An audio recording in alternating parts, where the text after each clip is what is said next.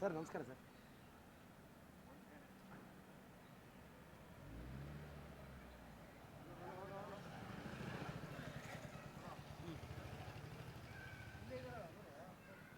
ಎಲ್ಲ ಕರ್ನಾಟಕದ ಜನತೆಗೆ ನಮಸ್ಕಾರ.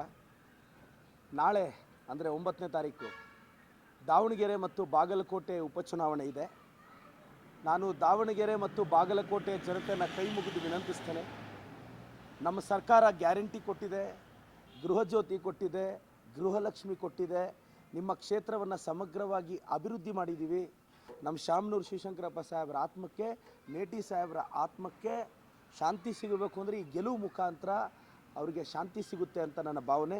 ನಾನು ದಾವಣಗೆರೆ ಜನತೆಗೆ ರಿಕ್ವೆಸ್ಟ್ ಮಾಡ್ತೀನಿ, ನನ್ನ ತಮ್ಮ ಸಮರ್ಥನ ದಯವಿಟ್ಟು ಗೆಲ್ಲಿಸಿ. ನಾನು ದಾವಣಗೆರೆಯ ಮೈನಾರಿಟೀಸ್ನ ಮುಸ್ಲಿಂ ಬಾಂಧವ್ರನ್ನ ಕೈ ಮುಗಿದು ರಿಕ್ವೆಸ್ಟ್ ಮಾಡ್ತೀನಿ.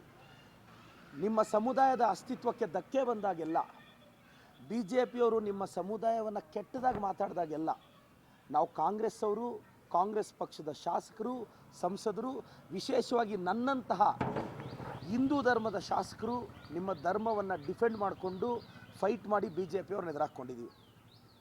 ಮುಸ್ಲಿಂ ಧರ್ಮದ ಬಗ್ಗೆ ಮುಸ್ಲಿಂ ಲೀಡರ್ ಮಾತಾಡಿದ್ರೆ ಗ್ರೇಟ್ ಅಲ್ಲ. ಮುಸ್ಲಿಂ ಧರ್ಮಕ್ಕೆ ಸಮಸ್ಯೆ ಆದಾಗ ಒಬ್ಬ ಹಿಂದೂ ಲೀಡರ್ ವಾಯ್ಸ್ ರೈಸ್ ಮಾಡಿದ್ರೆ ಅದು ಗ್ರೇಟ್. ನನಗೆ ಆ ನೈತಿಕತೆ ಇದೆ. ನಿಮ್ಮ ಧರ್ಮದ ಬಗ್ಗೆ ಯಾರಾದರೂ ಮಾತಾಡಿದಾಗ ನಾನು ಅಟ್ಯಾಕ್ ಮಾಡಿ ಅವ್ರಿಗೆ ತಕ್ಕ ಪಾಠ ಕಲಿಸಿದ್ದೀನಿ. ಆ ನೈತಿಕತೆ ಮೇಲೆ ನಾನು ಮುಸ್ಲಿಂ ಬಾಂಧವ್ರನ್ನ ರಿಕ್ವೆಸ್ಟ್ ಮಾಡ್ತೀನಿ, ದಯವಿಟ್ಟು ನಿಮ್ಮ ಒಂದು ಓಟು ವೇಸ್ಟ್ ಆಗದೆ ನನ್ನ ತಮ್ಮ ಸಮರ್ಥಿಗೆ ಓಟ್ ಹಾಕಿ ಗೆಲ್ಲಿಸ್ಬೇಕು ಅಂತ ನಾನು ದಾವಣಗೆರೆ ಜನತೆನ ವಿನಂತಿಸ್ತೀನಿ. ಅದೇ ರೀತಿ ಮಂಜೇಶ್ವರ ಕೇರಳ ಕಾನ್ಸ್ಟಿಟ್ಯೂನ್ಸಿ ಆದರೂ ನಮ್ಮ ಮಂಗಳೂರು ಪಕ್ಕ ಇದೆ. 95% ನಮ್ಮ ಕನ್ನಡಿಗರೇ ಇರೋದು. UDF ಸರ್ಕಾರ, ನಮ್ಮ ಸರ್ಕಾರ, ಕಾಂಗ್ರೆಸ್ ಮತ್ತು ಮುಸ್ಲಿಂ ಲೀಗ್ನ UDF ಸರ್ಕಾರ ಕೇರಳದಲ್ಲಿ ಅಧಿಕಾರಕ್ಕೆ ಬರುತ್ತೆ ಅಂತ ಎಲ್ಲ ಸರ್ವೆ ಹೇಳ್ತಿದೆ. ದಯವಿಟ್ಟು ಮಂಜೇಶ್ವರದ ಕನ್ನಡಿಗರಿಗೂ ನಾನು ರಿಕ್ವೆಸ್ಟ್ ಮಾಡ್ತೀನಿ, ದಯವಿಟ್ಟು ನಮ್ಮ ಅಶ್ರಫ್ ಬಾಯ್ ಮಂಜೇಶ್ವರದಲ್ಲಿ ನಿಂತಿದ್ದಾರೆ, ಅವ್ರಿಗೆ ಓಟ್ ಹಾಕಿ ಅಂತ ನಾನು ಎಲ್ಲರನ್ನೂ ರಿಕ್ವೆಸ್ಟ್ ಮಾಡ್ತೀನಿ. ಈ ಉಪಚುನಾವಣೆಯ ಫಲಿತಾಂಶ ಖಂಡಿತವಾಗೂ ನಮ್ಮ ಮುಂದಿನ ಚುನಾವಣೆಗೆ ಕನ್ನಡಿಯಾಗುತ್ತೆ.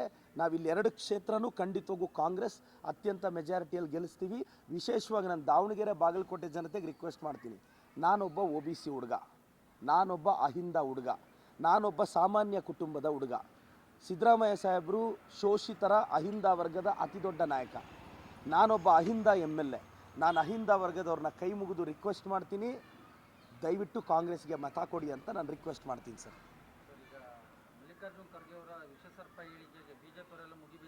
ಸರ್, ಈಗ ಮಲ್ಲಿಕಾರ್ಜುನ್ ಖರ್ಗೆ ಸಾಹೇಬರು ಅಸ್ಸಾಂಗೆ ಎಲೆಕ್ಷನ್ ಕ್ಯಾನ್ವಾಸ್ಗೆ ಹೋಗಿದ್ದರು. ಶ್ರೀಭೂಮಿ ಅನ್ನೋ ಡಿಸ್ಟಿಕ್ಕಲ್ಲಿ ಕ್ಯಾನ್ವಾಸ್ ಮಾಡುವಾಗ ಅವ್ರು ಏನು ಹೇಳಿದ್ರು, ಸರ್ಪ ಬಂದರೆ ಹೊಡೆದಾಕಿ ಅಂದರು. ತಪ್ಪೇನಿದೆ? ಅವರ ಅನುಭವದಿಂದ, ಅವರ ಹಿರಿತನದಿಂದ ಮಾತಾಡಿದ್ದಾರೆ. ಒಂದು ರಿಜಿಸ್ಟ್ರೇಷನ್ ಮಾಡ್ಸೋಕ್ಕೆ ಯೋಗ್ಯತೆ ಇಲ್ಲದೆ ಇರೋ ಸಂಸ್ಥೆ ಒಂದು ಇನ್ಕಮ್ ಟ್ಯಾಕ್ಸು ಬೇಸಿಕ್ ರಿಜಿಸ್ಟ್ರೇಷನ್ ಮಾಡಿಸಿ ಅಂದರೆ ಏನಕ್ಕೆ ಅಂತಾರೆ. ಬೇಸಿಕ್ ರಿಜಿಸ್ಟ್ರೇಷನ್ ಮಾಡ್ಸೋಕ್ಕೆ ಯೋಗ್ಯತೆ ಇಲ್ಲದೆ ಇರೋ ಸಂಸ್ಥೆ ಹಿಂಗೆ ಮಾತಾಡಿದ್ರೆ, ಏನಾದರೂ ಮಾತಾಡಿದ್ರೆ ಸಾಕು. ಅಲ್ಲಿ ಶ್ರೀಭೂಮಿ ಡಿಸ್ಟಿಕ್ಕಲ್ಲೂ FIR ಆಗಿದೆ. ಇಲ್ಲಿ ನೆನ್ನೆ ಅವ್ರು ಯಾರೋ ಜಯನಗರ MLA ಅನಿಸು CK ರಾಮಮೂರ್ತಿನ, ಅವ್ರನ್ನ ಕಾನ್ಸ್ಟೇಬಲ್ ಮಾಡಿ ಇಟ್ಕೊಂಡ್ಬಿಟ್ಟಿದ್ದಾರೆ. ಈ ಸ್ಟೇಷನ್ಗಳಲ್ಲಿ SB ಅಂತ ಇರ್ತಾರೆ, ಹಂಗೆ CK ರಾಮಮೂರ್ತಿ ಅವ್ರನ್ನ ಕಾನ್ಸ್ಟೇಬಲ್ ಮಾಡಿ ಇಟ್ಕೊಂಡ್ಬಿಟ್ಟಿದ್ದಾರೆ. ಯಾರು ಬೈದರೂ ಅವ್ರನ್ನ ಕಳಿಸೋದು, FIR ಮಾಡಿಸೋದು. CK ರಾಮಮೂರ್ತಿ ಅವರೇ, ನಿಮ್ಮ ಶಾಸಕರು ಸರ್, ನೀವು ಮರ್ತೋಗ್ತಾ ಇದ್ದೀರಾ? ಯಾಕೆ ಫೈಟ್ ಮಾಡೋದು ಮರ್ತೋಗ್ಬಿಟ್ರಾ BJP ಅವರು? ಸರ್, ಕೌಂಟರ್ಗೆ ಕೌಂಟರ್ ಇಡಬೇಕು, ಕೌಂಟರ್ಗೆ FIR ಇರುತ್ತಾ ಸರ್? ನಮಗೆ FIR ಮಾಡಿಸೋದು ಒಂದು ಕೆಲಸನ ಸರ್? ಮಲ್ಲಿಕಾರ್ಜುನ ಖರ್ಗೆ ಸಾಹೇಬರು ಹಿರಿಯರಿದ್ದಾರೆ. ಇಷ್ಟು ದಿನ ಅವ್ರು ಯಾರೋ ನಮ್ಮ ಛಲವಾದಿ ನಾರಾಯಣ ಸೋಮಣ್ಣ ಬಾಯಿ ಬಡ್ಕೊತಾ ಇದ್ರು ನಮ್ಮ ಮಲ್ಲಿಕಾರ್ಜುನ ಖರ್ಗೆ ಸಾಹೇಬ್ರ ಬಗ್ಗೆ. 30-40 ವರ್ಷ ನಮ್ಮ ಮಲ್ಲಿಕಾರ್ಜುನ ಖರ್ಗೆ ಸಾಹೇಬ್ರಿಗೆ ಬಕೆಟ್ ಹಿಡಿದು ಬೆಳೆದ್ಬಿಟ್ಟು ಈಗೇನೋ ವಿಪಕ್ಷ ನಾಯಕ ಆಗಿ ಅವ್ರು ಬಾಯಿ ಬಡ್ಕೊತಿದ್ರು.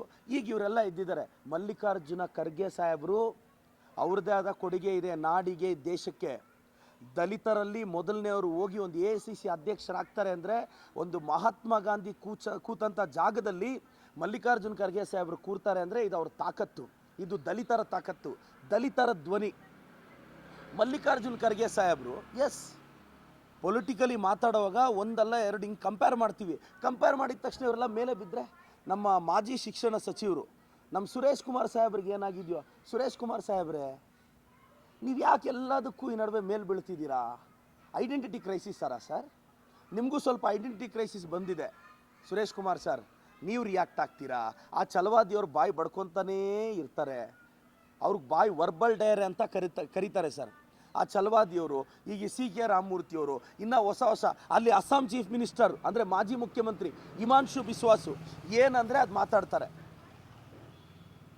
ಇದು ಖರ್ಗೆ ಸಾಹೇಬ್ರನ್ನ ಒಬ್ಬ ದಲಿತ ವ್ಯಕ್ತಿಯನ್ನು BJPಯವರು ಟಾರ್ಗೆಟ್ ಮಾಡ್ತಿರೋದು. BJPಯವ್ರಿಗೆ ದಲಿತರನ್ನ ಕಂಡ್ರೆ ಆಗಲ್ಲ, OBC ಕಂಡ್ರೆ ಆಗಲ್ಲ, ಅಲ್ಪಸಂಖ್ಯಾತರನ್ನ ಕಂಡ್ರೆ ಆಗಲ್ಲ, ST ಕಂಡ್ರೆ ಆಗಲ್ಲ. ನಿಮ್ಗೆ ಯಾರನ್ನ ಕಂಡ್ರೆ ಆಗುತ್ತೆ ರೀ? BJPಯವ್ರಿಗೆ ಯಾರನ್ನ ಕಂಡ್ರೆ ಆಗುತ್ತೆ? ನಿಮಗೆ ಇಷ್ಟ ಆಗೋದು ಒಂದೇ, ಅದು RSS.